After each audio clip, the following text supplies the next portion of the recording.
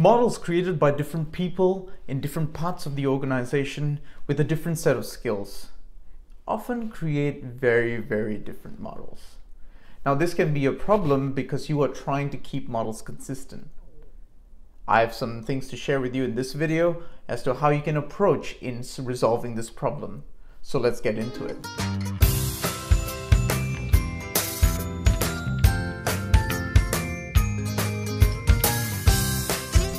Why would you want to keep process models consistent across different areas of your organization?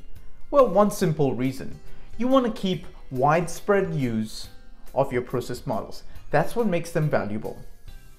And in order to get that widespread use, people in different parts of the organization need to be able to understand these process models. Take, for example, our language. You're able to understand me because we agreed that the English language is spoken in a certain way, with certain structure, certain grammatical tense, and because of that, I'm able to communicate. Same way with process models. So the big question is, how do you keep a whole set of process models produced in different parts of the organization, or even by different people, consistent? Well, just like the English language, I'd encourage you to look at modeling conventions and standards as your key to resolving this issue. Modeling's conventions and standards are actually the set of rules that govern and ensure consistency across the look and feel of your process models. So modeling conventions allow you to define the look and feel of your process models, establish the relationships that are important between the objects within your process model. For example, every process step has to have an application that supports it. They set the levels of granularity as to what you require to see at different levels of your process modeling. And they tell you about notation. So what kind of language are you going to use in your process modeling? Examples of notation include BPMN, DMN, EPC, and the list goes on.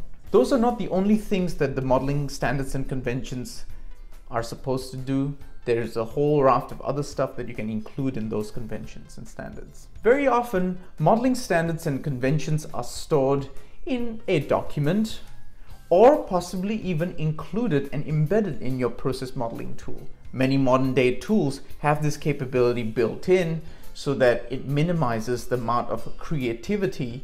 To develop conventions and standards, I've actually recorded another video that goes into details of the 6 key steps you require to do your modeling conventions. In fact, to do great modeling conventions. So be sure to tune into that video and subscribe to this channel so that you get all your updates. To summarize, the consistency of process models is crucial. Crucial so that you can promote widespread use between 2 different parties within your organization to understand the same thing. That's the only way to keep these models valuable. You can do that through a set of modeling conventions and standards, which are usually in the form of either a document or embedded in a process modeling tool. And be sure to tune in next time for the video where I talk about the 6 key steps of great modeling conventions. Till then.